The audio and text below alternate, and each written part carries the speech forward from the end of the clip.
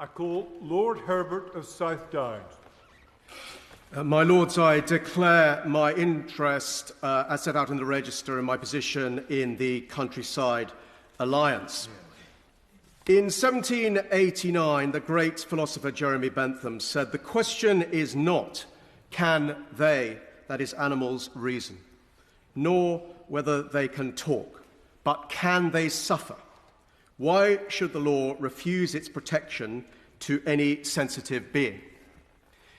In truth, my Lords, Parliament has answered that question for 2 centuries by passing a canon of animal welfare laws. We have always accepted that animals can suffer, that they are sentient. Indeed, I would argue that the question of sentience is actually a simple matter of fact. Vertebrates clearly are sentient, and that is recognized in the body of laws which we have already passed. But there is a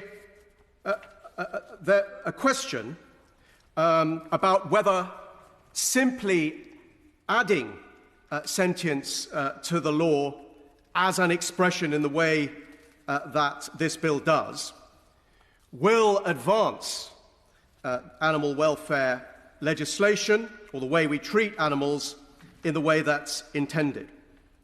And I think we need to consider a number of questions as we examine this bill.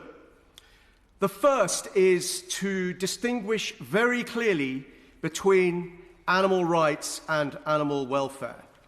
I would submit that every one of us is subscribed to the principles of animal welfare, that we should treat animals humanely, compassionately, properly. The idea that animals have rights which are in some way akin to human rights is much more problematic, and obviously so. Most of us, not all, who agree that animals must be treated properly and humanely, who feel very strongly about that, also eat animals, probably support the use of animals in scientific research. And the distinction between animal rights and animal welfare is important when it comes to the consideration and the difference between wild and domestic animals, because it is obvious that a domestic animal under our control deserves, for instance, that it should be watered and fed properly. And if we don't do that, then we break the law and rightly can be held responsible for such cruel treatment. But a wild animal, even if it is on land that a farmer owns, that farmer can have no responsibility for feeding and watering that animal. It is not under his control. It is only when wild animals are brought under domestic control or the control of individuals that they deserve the protection of the law. Instantly, we see that the doctrine of animal rights is unhelpful in guiding us as to how we should treat animals. Secondly, I believe that we need to advance the protection of animals on the basis of principle and evidence, and ensure that we can, as far as possible, detach what is often very powerful emotion from the debate. Because the exercise of emotion in any aspect of law making can lead to bad law, where parliamentarians are doing things because in the worst case they think it is popular, or because they are driven by their own sentiment in the matter. We have to be more careful and forensic than that, because there are competing interests to be balanced. And my Lords, this chamber, above all chambers, needs to exercise that cool reason that sometimes is absent from the consideration of the elected chamber, driven by more populist urges, and I say that as a member of the other place for 15 years. Thirdly, I think the principle must be right that ministers make decisions, and that ministers do not subcontract decisions to bodies that are, in fact, unelected, even where they are appointed by those ministers. It is one thing for ministers to be guided, it is another to passport decisions to bodies that cannot properly be held to account for them.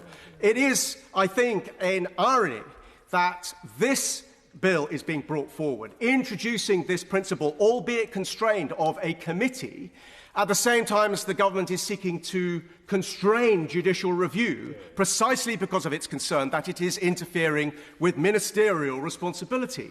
Ministerial responsibility for decisions matters because ministers are accountable to Parliament, and Parliament is in turn accountable to the people, and unelected committees are not. We have surely just understood the importance of that. I think that the dangers are perfectly illustrated by the very misleading campaign that was made against the decision initially not to import the decision on sentience from the EU. So I would just say this in conclusion. We have had animal welfare laws in our country for 200 years, since the Cruel Treatment of Cattle Act was introduced. Our animal welfare standards go far beyond the minimums that are set by the EU. I would respectfully disagree entirely with the proposition of Baroness Jones that somehow animal welfare in this country was advanced by our subscription to the EU and the principle of sentience that it introduced. That is simply not the case. And we therefore need to remember that the principles of sentience are not in dispute. That we should treat animals properly are not in dispute. But what does matter is that ministers ultimately should decide, Parliament should decide, and that we should not find ourselves subcontracting decisions to bodies that in the end are neither accountable to us nor to the public, but can be pressured by outside interests.